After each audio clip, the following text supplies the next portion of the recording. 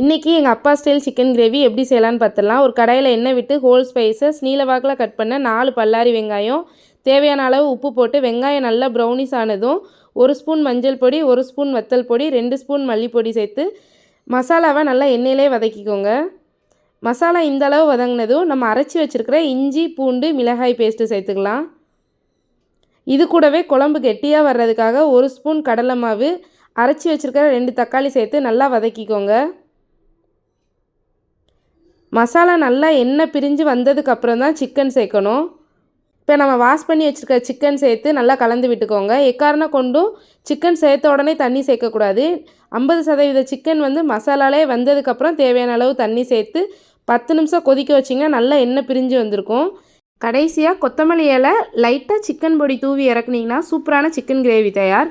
இந்த மாதிரி ஈஸியான குக்கிங்க்கு நம்ம சேனலை சப்ஸ்கிரைப் பண்ணிக்கோங்க.